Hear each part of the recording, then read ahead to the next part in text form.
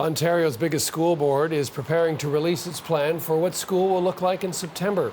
Trustees for the Toronto District School Board will receive and review the final staff recommendations tomorrow before they're submitted to the Provincial Education Ministry.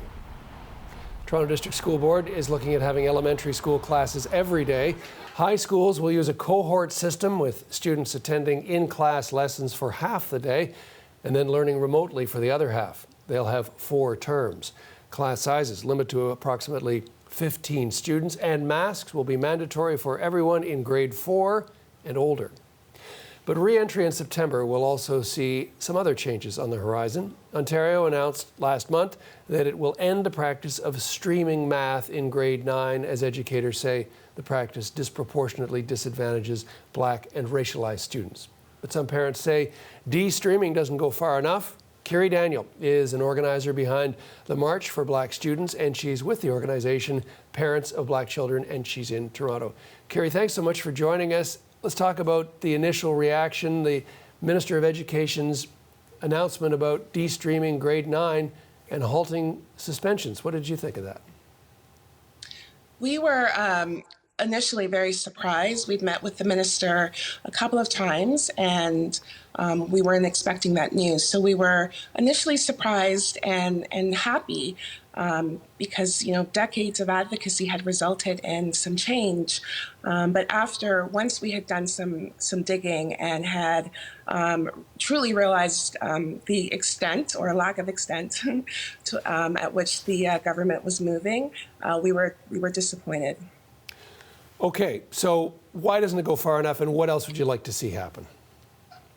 It doesn't go far enough at all, because all they've done is delayed de-streaming to grade 11. So they're not saying they're de-streaming the education system. What they're saying is we're de-streaming grade 9 and 10. It's going to be a 3-year process, and we're starting with grade 9 math.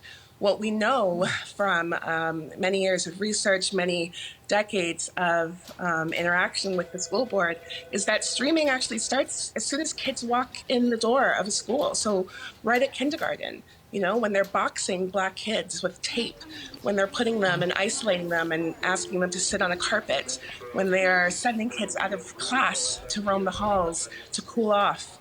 All of that is part of streaming, and they're not addressing that. They're not addressing teacher bias, and they're not addressing the systemic issues that we know are at play. Well, you obviously, I guess, would like this to happen immediately, but how quickly would you like to see the province move to instigate the kinds of system-wide changes that you're talking about? We would like to see the province move absolutely right away. I think COVID has shown us that systems are able to bend, systems are able to shift when lives are at stake. And what we're saying is that Black lives are at stake, and we're expecting and we're demanding that the system move quickly. If they can de-stream grade 9 and grade 10, they can de-stream the system. Let's talk about your children. I understand 10 and 7 years old. What are your hopes? That's right. What are your hopes for their future? You know, I hope that my kids have what I call a peaceful education. So, you know, I want them to be able to go to school without us worrying that they'll be treated in a way that isn't equitable. I want them to have the same success and the same outcomes as everyone else. And right now, for Black kids, the reality is that's not the case, regardless of socioeconomic status. It doesn't matter, you know, whether you live in a house in Durham or Toronto community housing. The experience is very similar. So tell me, what's the conversation, Carrie, you have with your children about education and about aspiration, and what do you say to them in terms of giving them the tools they need to survive and succeed? That's a really hard question. You know, and there's debate, but we really lean on how we were raised, you know, and for me, growing up in the same education system, what my parents always said is that you have to work twice as hard. I don't want my kids to feel that they have to, you know, work twice as hard for half as much. But currently that's our reality, and that's what we tell them. They have to work twice as hard as everyone else. My kids go to a school that is it's predominantly white. You know, when I tell my son all the time, if you're doing something in class and everyone else is doing it, when the teacher looks up, you're the face she sees because you're the black one. You're the only black one in the class, and she's looking at you first. So that's our reality. That's not what we want, and that's why we're marching today. So, yeah, in the few moments we have left, what can you tell us about the march? Where are you going, and what's the message you want to send? We are marching at 2 p.m. We're meeting at Toronto City Hall, so Nathan Phillips Square, and we're marching to Queen's Park.